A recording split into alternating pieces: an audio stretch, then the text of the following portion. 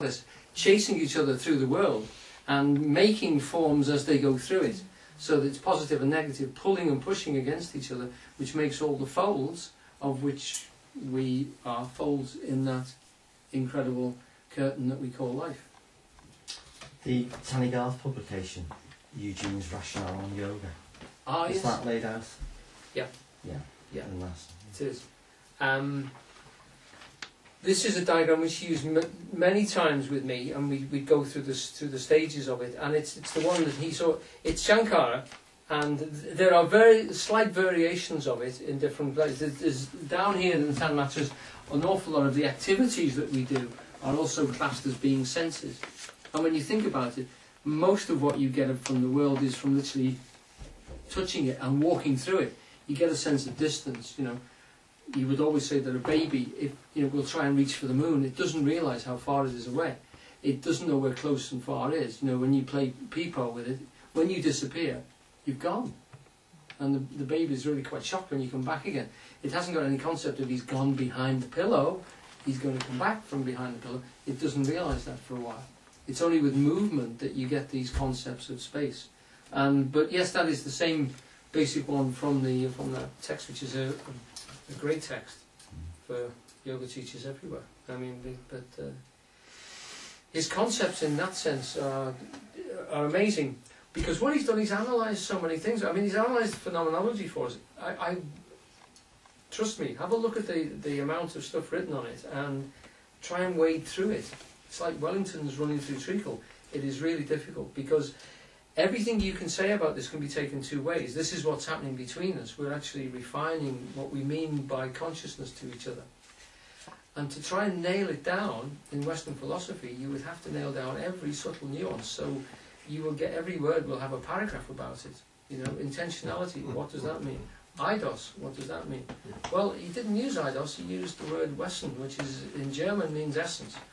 Go back to that. Then he starts to use eidos when he wants to get the shape of something without any feeling association with it. Because when he first sees the forms, they've got feelings, they've got intentionality with it. They have a drive to it. You don't just see a shape, it's coloured in some way, it's slanted in some way, it's a good one or a bad one. And he says that has to be reduced so you can just see them as purely shapes, and then they start to change. What you have is somebody from a completely different tradition. Eugene mentions that he feels that Husserl must have had some brush with Eastern forms of meditation, but it's not mentioned in any of the book. But certainly what he discovered, probably because he's a human being sitting watching his thoughts, is what all the other human beings watching their thoughts discover, is that the world's separate. The world presents itself. That's the thing. He notices that you don't have to do these things, it happens of itself. The world presents itself in this form to your consciousness and then separates before you. So that someone like Jakob Boehme doesn't think his way through it. He's a cobbler. He's not a brilliant intellectual. He just sits down and says, I'm not going to move until I understand it. And just watches his mind. So it is a process of seeing, as the yogis say. You don't have to be clever, you don't have to be smart, you don't have to think your way through anything. You just have to watch. And the things happen of themselves, you know. The thoughts go to their own places if you allow them to. Normally we put things together. And if we stop doing that, they go to their own places, and those places are, Plato would say, and Husserl would say, eternal. That transcendent stuff we put at the end is when he says, the things go to their own places, and the ego then can see where they belong.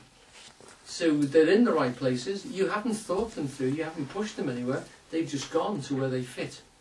In the same way as geometry fits. You know whether this triangle is exactly the same as that triangle, because it will go right on top of it. You can't deny it. It just fits together or it doesn't. That's, I think, what Plato means when he says all these truths are geometrical. They either fit or they don't. And you don't have to be a great logician, you just look. Does it work or does it not? And Husserl says that to the scientists. Does it feel right? Pardon? Does it feel right? Well, yes, in that sense.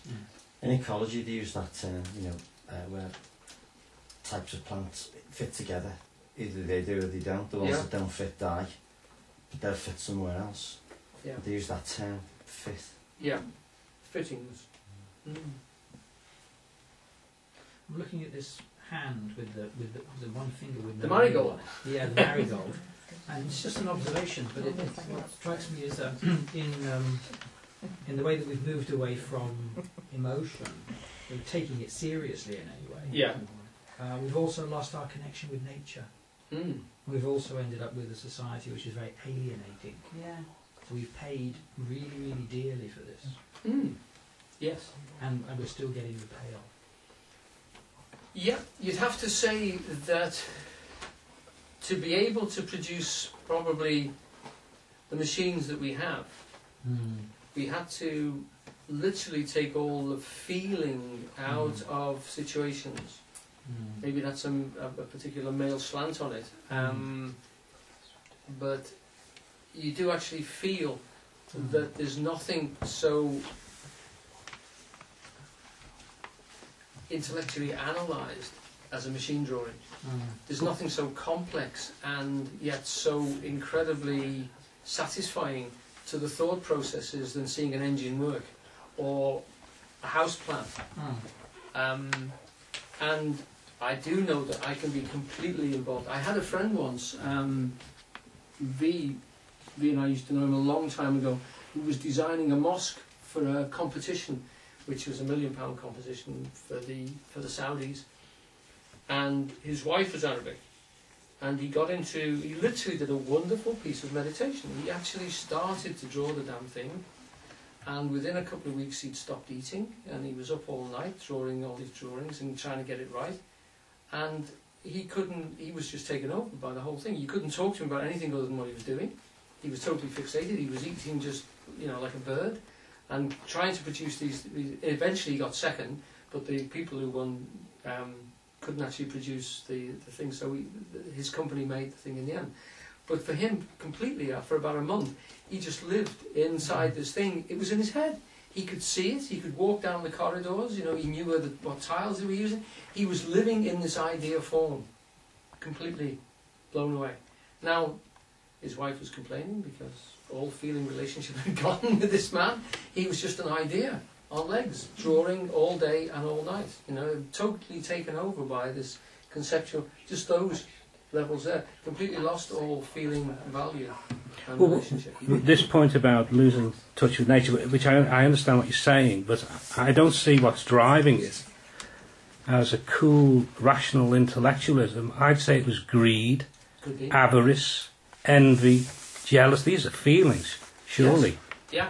At least they're emotions. But they would never admit. I mean, we feel this with Mr. Dawkins, don't we? That there's an agenda there, that he has to he doesn't just need to prove that he's right, so to speak. He has to prove everybody else wrong. No, what I mean is we're not fishing the sea out because we're wrong, because it's irrational.